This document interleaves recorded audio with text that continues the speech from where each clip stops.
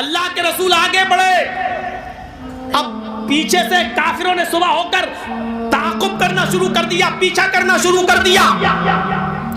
اب ایک دو راتیں گزارنا ضروری تھی دھوکہ دینے کے لیے, چکما دینے کے لیے.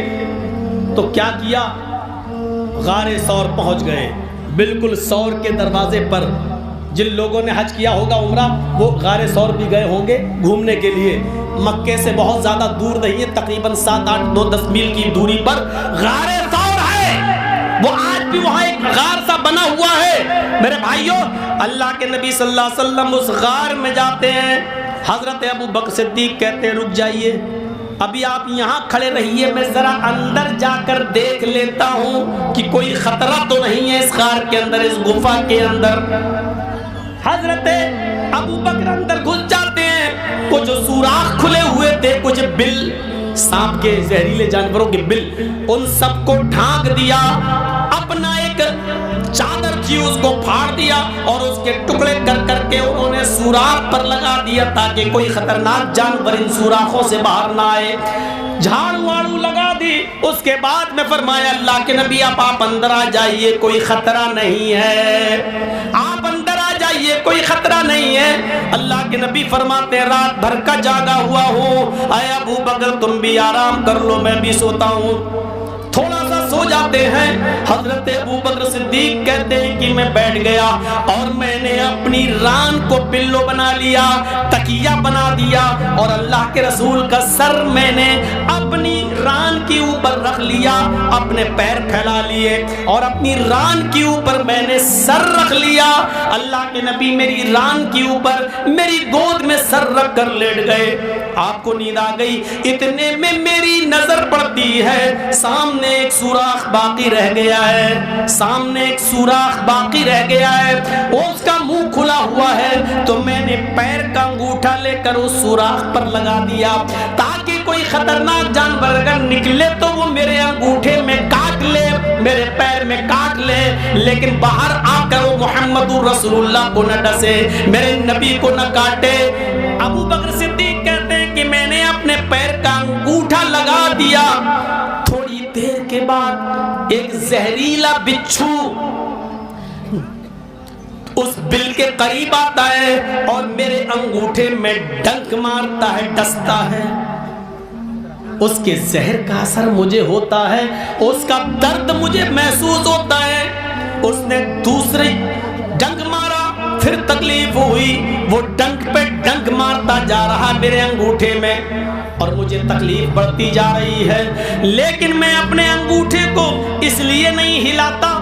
یہ محبت کی کون سی سیڑھی ہے, یہ محبت کا کون سا معیار ہے, ذرا مجھے بتاؤ. اس محبت کو کیا کہو گے میرے ساتھیوں کہ ابو بکر کہتے ہیں میں انگوٹھا اس لیے نہیں ہٹا رہا ہوں, پیر اس لیے نہیں ہلا رہا ہوں کہ اگر پیر ہٹاؤں گا, پیر موڑوں گا, انگوٹھا ہٹاؤں گا تو پیر ہل جائے گا, پیروں میں جنبش ہو جائے گی, میری ران ہل جائے گی, اور اگر ران ہل گئی تو محمد رسول اللہ کی نیند ٹوٹ جائے گی, آپ کی نیند میں ڈسٹرب ہو جائے گا. بچھو بھلے ہی کاٹ رہا ہے کاٹنے دو, لیکن محمد رسول اللہ کی آنکھ نہیں کھلنی چاہیے, آپ کی نیند پوری ہونی چاہیے. آپ سو رہے ہیں تو سو جانے دیجئے, وہ نہیں ہٹا رہے ہیں انگوٹھا. میرے بھائیوں, جب درد اتنا زیادہ بڑھ گیا کہ اس درد کی تکلیف کی وجہ سے آنکھوں میں آنسو آ گئے اور ایک آنسو کا قطرہ گر گیا. ابو بکر کی آنکھ سے ایک آنسو کا قطرہ گرا جو محمد رسول اللہ کے گال پر ٹپکتا ہے. اس آنسو نے آب حیات کا کام کیا. اس آنکھ سے گرنے والے گرم گرم آنسو نے محمد رسول اللہ کو اٹھا دیا. آپ جاگ گئے. آپ نے کہا کیف الحال یا ابا بکر, ابو بکر کیا ہے, کیا حال ہے تمہارا, رو کیوں رہے ہو, آنکھوں میں آنسو کیوں ہے. اس کے بعد حضرت ابو بکر صدیق نے اپنا پیر ہٹایا, کہا اللہ کے رسول یہ سوراخ باقی رہ گیا تھا, بچھو نے کاٹ لیا ہے, اس کا زہر اندر درد کر رہا. ہاں, لعاب نکالا, تھوک. اللہ کے نبی نے ایسے انگوٹھا پکڑا اور حضرت ابو بکر صدیق کے جس جگہ کاٹا تھا اس جگہ پر اس کو لگا دیا.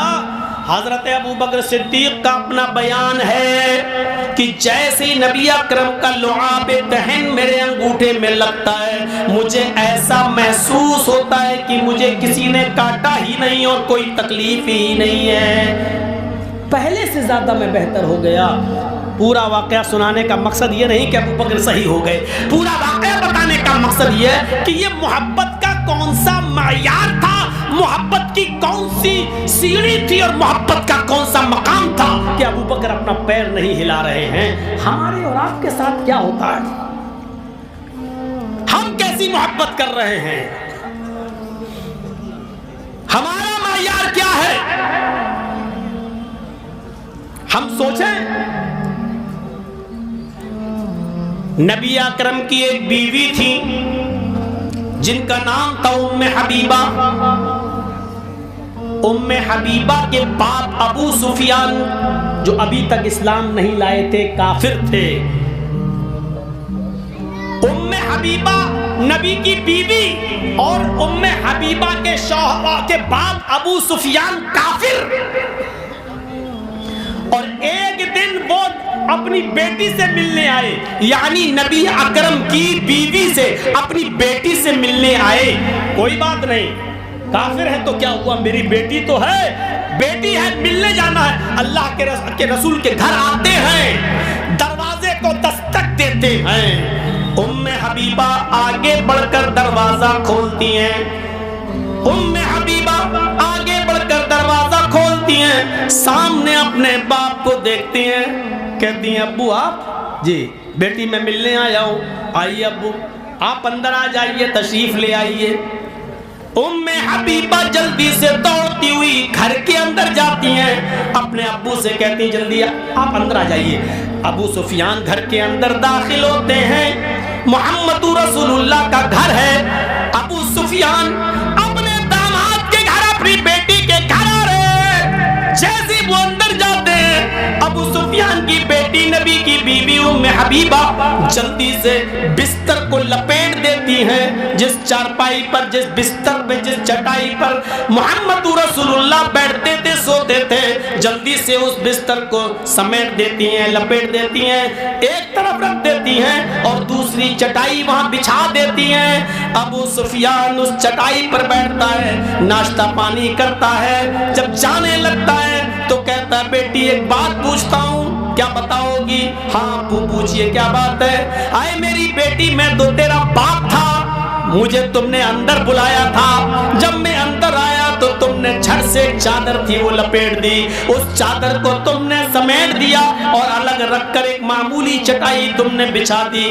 کیا وہ بستر میرے لائق نہیں تھا؟ کیا وہ بستر ناپاک تھا، گندا تھا، یا وہ چادر گندی تھی؟ کیا اس چادر پر تم اپنے باپ کو نہیں بٹھانا چاہتی تھی؟ اس چادر میں کچھ کمی تھی؟